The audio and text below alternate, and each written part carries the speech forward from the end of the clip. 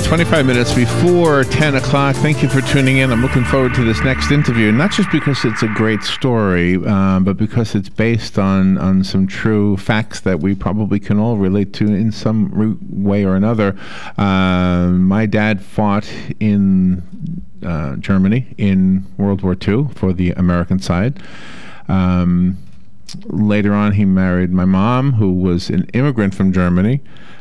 She came over when she was 3. My grandparents, her parents, moved here in 1928, so they had the foresight to know that things weren't going well, and they got out of there. But still, to know that their daughter's boyfriend, and in fact their own son, my uncle, fought in World War II also. So I wonder what that was like for them as the parents of 2 soldiers who are now fighting in what would have been the homeland for them. Well, not for my dad, but for the son, for my uncle. Right. And when I was a kid, I can remember my dad had these volumes of books. I guess they got thrown away at one point, and they had horrible black and white pictures in them. I mean, they were well done photography, but I mean, horrible depictions of what the war was like. And I remember sitting cross-legged on the floor looking through these things, and didn't really take to the era at all. Until I listened to some of the music, because of course when I was growing up it was, the Beatles and whatever else. But then when I discovered the music that preceded them, the music from the 40s, the World War II music, all of a sudden this odd combination of horrible war and beautiful romance somehow came together. And I thought about that in my own dad's case. I mean, he became very romantic, obviously, with my mom, and with a family who had, fled the very country he had just been driving a tank and destroying. It's an amazing thing, and the music somehow made it romantic. This is perhaps where I want to begin our conversation with James MacManus. He's on the phone. He's one of Britain's most respected authors. He's the managing director of the Times Literary Supplement. He's the scriptwriter whose script about the life of British journalist George Hogg became the major motion picture, The Children of Huang Shi. He has written this wonderfully written book called Midnight in Berlin. It's a thriller novel, but it is scripted closely to true events and characters. James MacManus, what an honor to have you on our show. Thank you very much indeed, Larry. Thank you very much. Where are you calling from? I'm in New York. In New York. Do you live there, or are you visiting? No, I'm just over for a week because the book is published tomorrow. Therefore, there's quite a lot of media interviews set up for me. So, do you find yourself talking to interviewers like Robin and I about the historical part of it, or about the story that you put in there? Well, it's both, really, because I've always regarded this book as a love story and a political drama set in Berlin on the eve of war. And it's the story, I suppose, of a very carefully worked-out plan to assassinate Hitler, which was as doomed to fail as indeed was the love affair, which is sort of entwined in the story. So I do marry them together. But the key thing that you've said is the one I hope the readers take away from this book. It is very carefully based on the fact of those 2 years before the war. So was there really a Jewish concubine? We call them concubine or prostitute? What do we call her? Well, I think lead lady in the brothel. No, the Gestapo, which one should remember, held Berlin and indeed Germany in a very iron grip. Did run a brothel in a very discreet suburb of Berlin, excuse me, and it was a very upmarket affair designed to look like a restaurant, and it was personally supervised by the head of the Gestapo, a satanic man called Reinhard Heydrich. Now, he had ladies he actually chose in that brothel. I don't know whether he would put a Jewish girl in the brothel, but it would have been exactly his sort of thinking, because that would have given him obviously much greater blackmail material. So who's introduce us to the protagonist? Is it Colonel McRae? Well, the story is based on the British military attaché who arrived in Berlin 1938, Colonel Noel Mason McRae, you're quite right, and he quickly realized that the appeasement policy being pursued by the British and indeed French governments was not just doomed to fail, but was an incentive for conflict. It was almost encouraging Hitler to go to war. And so he produced a plan to assassinate Hitler on his 50th birthday, April the 20th, 1939, while Hitler was reviewing a major military parade in Berlin. And that plan went to the British government and was discussed at cabinet level.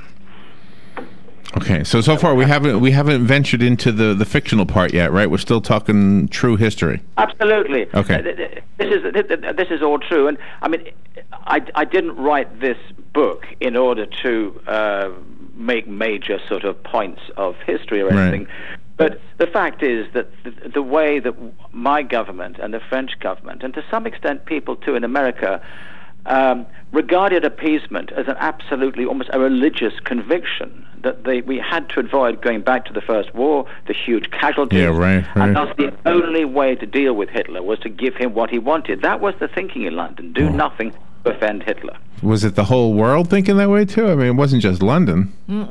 No, it was the Western governments. Now, in America, no one watched the drift to war in Europe with more concern and frustration than President Franklin Roosevelt. And he knew, it was obvious to him, even if it wasn't obvious to the British government, that Hitler was bent on war. And yet Roosevelt was very constrained by the Neutrality Act, and much more so by public opinion, which was 90% in the polls against any action which would involve America in the war in Europe. So had the assassination happened in 1939, obviously history would have been changed, or would it have? Would there have been somebody to succeed Hitler? Would there have been a next up?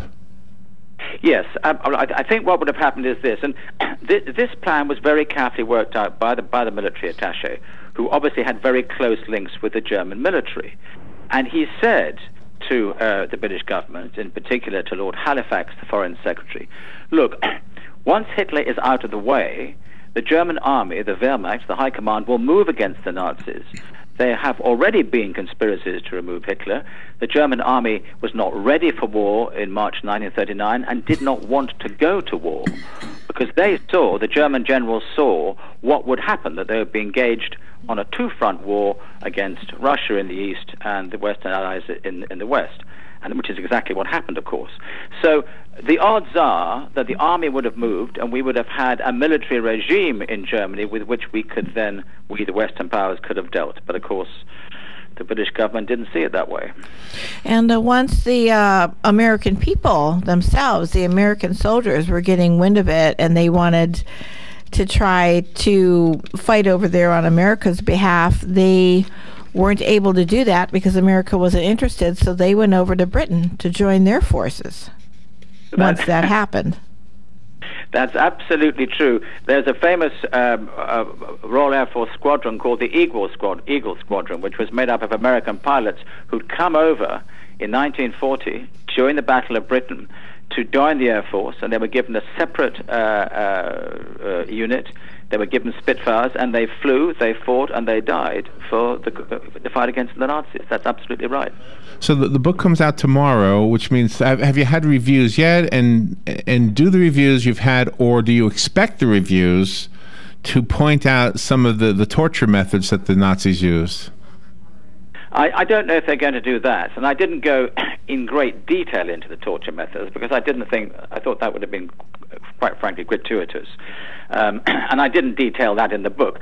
Certainly the Gestapo is a major factor in this book. Now, we look back at the Gestapo as a bunch of sort of, ridiculous sadists. In fact, they were a highly efficient organization, and they were the engine of Hitler's Nazi state. Without the Gestapo, he could not have retained power.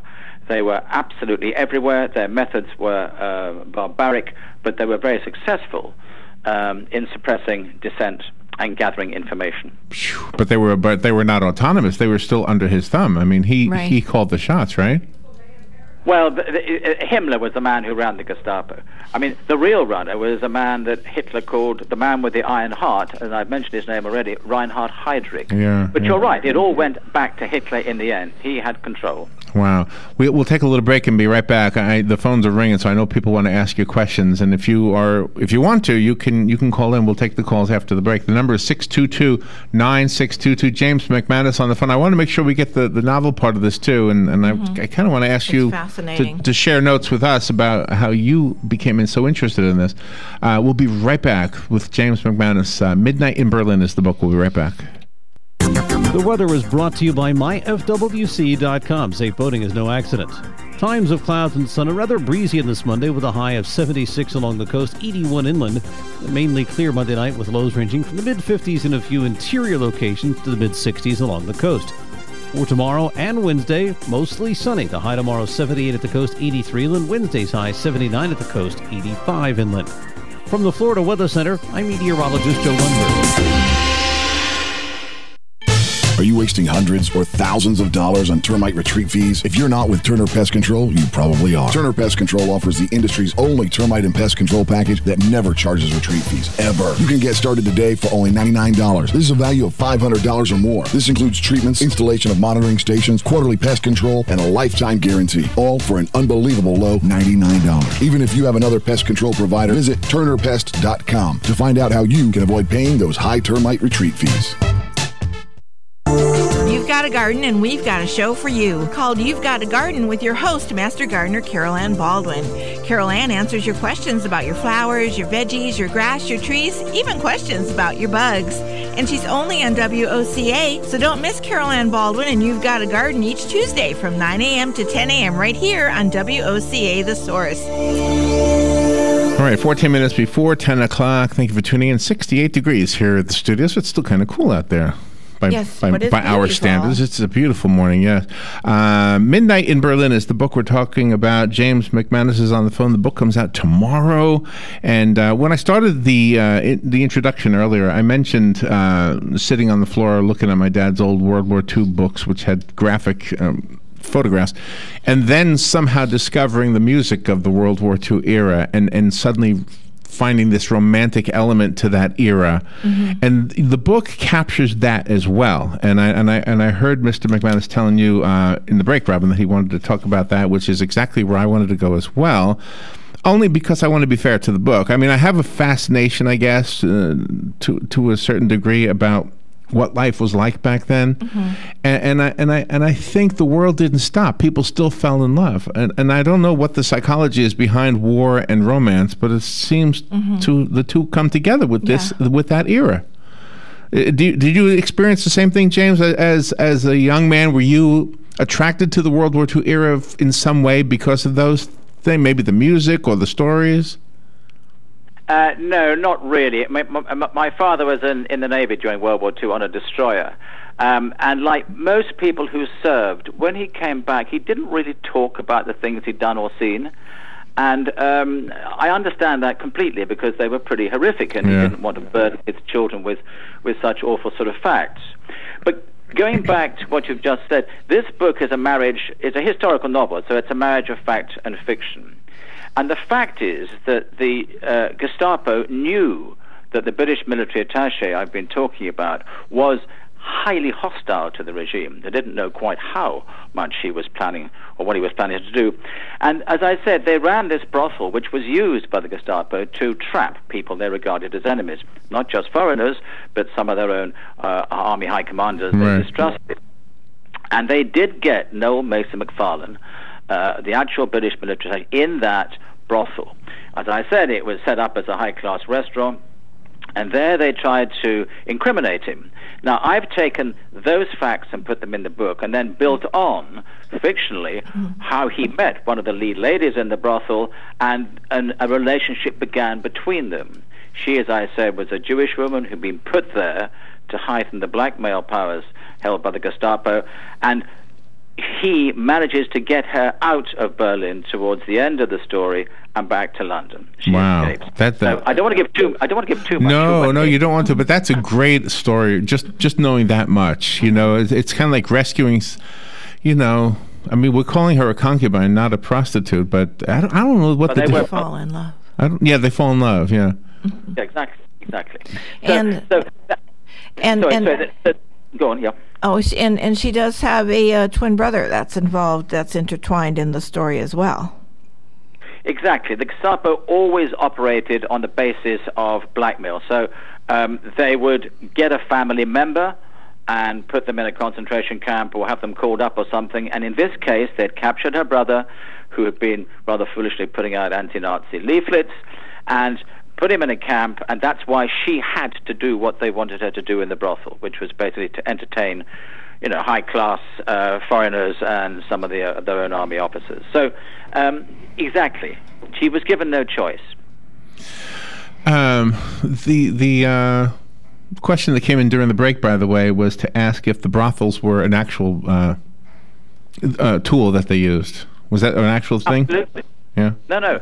The brothel was actually, the Nazi brothel was run by a Dutch woman called Kitty Schmidt, who amazingly, she had no choice either. They had her mother somewhere. And she amazingly survived the war and had an extraordinary story to tell, but died before she could get the facts down.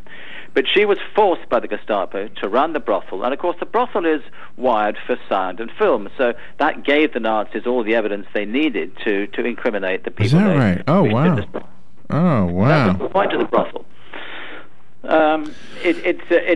That brothel continued right until the end of the war. It was finally bombed out in 1945. So help us understand you. I mean, you've obviously fallen in love with this era, an era before you were born. So I'm trying to maybe get into your head a little bit. What happened to you that did that for you? And I don't think you're alone. I think I'm one of them. Mm-hmm. I think I'm one of the same people. Yeah. We maybe in a different way. We had that same experience. Well, let me just tell you, I heard at university about a great American hero, Harry Hopkins, one of President Roosevelt's counselors and aides. Oh, yeah. And my last book was about Hopkins and about how he came to Britain and saw Churchill and helped us hugely. Now, in the margins of researching that, I came across this story about... That's right, Hitler. Yes. Yes, you've been with us before. I remember talking about that with you now. That's absolutely right. Okay. Oh, wow. Yeah, that was an eye-opener. Because that was a story I don't think I had ever heard before. Well, so many people in America, and indeed in Britain, have not heard of Harry Hopkins, and yet we the British, owe him a huge amount. And the book, which was called Sleep in Peace Tonight, did very well in America for that reason, I think. Yeah. So that led to this. Exactly. You talk about Case Green. Case Green was Hitler's plan to invade Czechoslovakia in 1938, and it was because of Case Green that Neville Chamberlain went to Munich to try to do a deal with Hitler, which he did, and that deal gave Hitler the German-speaking lands in western Czechoslovakia, which is where all their fortifications and their armaments industries were. So we effectively, at Munich, we sealed the fate of Czechoslovakia. Hitler, of course, broke the agreement within months, and in March the following year, he invaded Czechoslovakia completely. Case Green was what it was all about. And that comes up in the book, I think, quite a lot. Yes. I like watching travel videos sometimes, and I've never been to Germany myself, but I was watching this one. I don't know if you know who Rick Steves is, but he's like a travel log kind of a guy.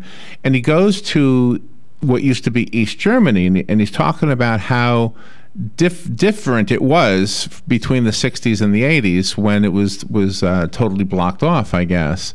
And Robert and I actually have a friend, a pen pal friend in West Germany now, or in Germany, but what used to be West Germany. And she had lived most of her life in East Germany, and how life was so different for them. Mm-hmm. Well, it was life under a communist dictatorship, wasn't it? Yeah. And there was no freedom of press or thought or anything. So you're absolutely right. It was very different. And that's one of the things you do also. You feel you have a journalist perspective in your book. You talk about William Scherer. Well, William, do you pronounce it Scherer or Scherer? I don't know. Anyway. I don't know. We're hoping you would know. William Scherer. He was originally a foreign correspondent for the Chicago Herald Tribune and became the first reporter hired by the great Ed Murrow to become a team of radio journalists known as Ed Murrow's Boys. And I think he did more than any other journalist to alert America, the wider American audience out there, to what was going on in Germany in the 30s. And he attended all of Hitler's rallies, went to all the press conferences. And, of course, because America was not in the war until 1941, when Hitler declared war on America after Pearl Harbor, he was given privileged access to the German invasion of France and actually witnessed the French surrender to Germany in the same railway carriage as Hitler ordered that the Germans had surrendered a generation earlier. Oh, my goodness. So the shower is important in the book. I want the audience to know that the book is a novel, and it has lots of historical facts, as you probably could figure out just from the conversation.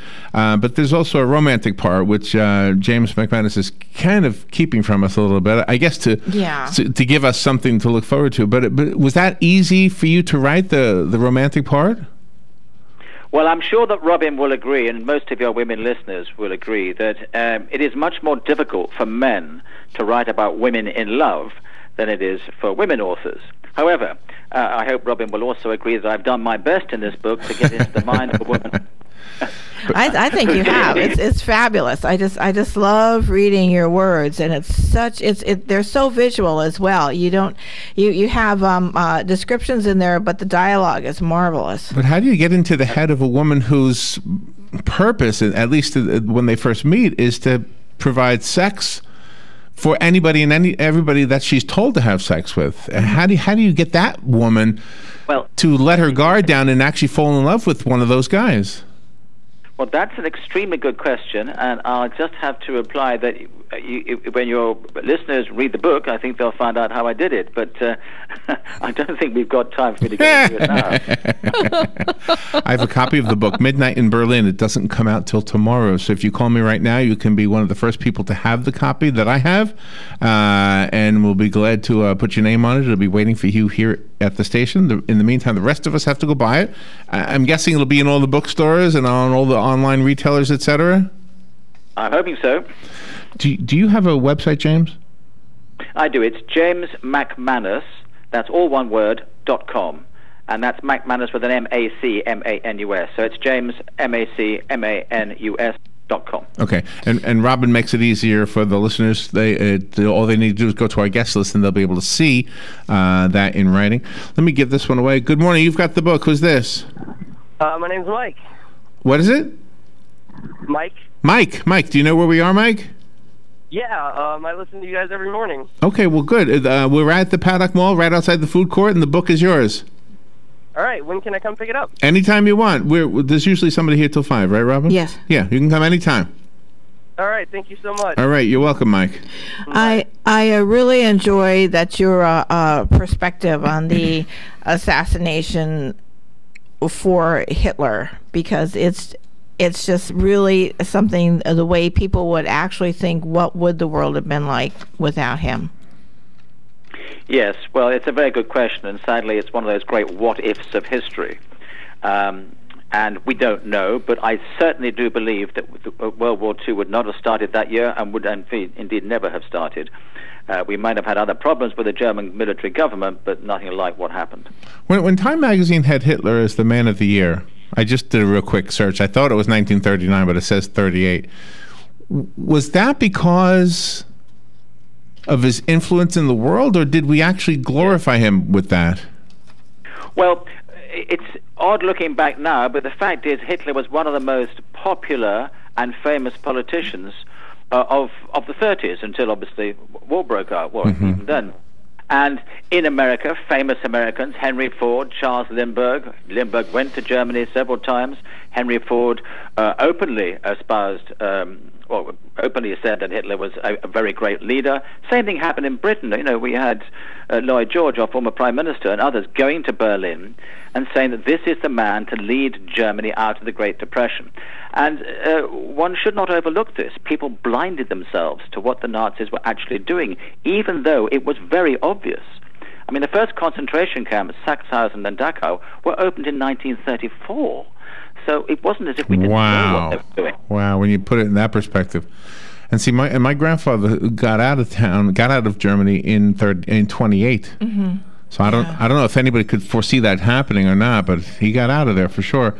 James MacManus, thank you so much for being on the air with us. And I'm so sorry I didn't realize till deep into the interview that you had been with us before, but it's so great to talk to you again. Not at all. Thank you both very much indeed. James MacManus. Go to jamesmacmanus.com. Tomorrow the book comes out, Midnight in Berlin. Yes. We'll take a little break. Be right back. Broadcasting from the Paddock Mall Studios, this is WOCA, Ocala, Gainesville, The Villages, 1370 AM, 96.3 FM, The Source.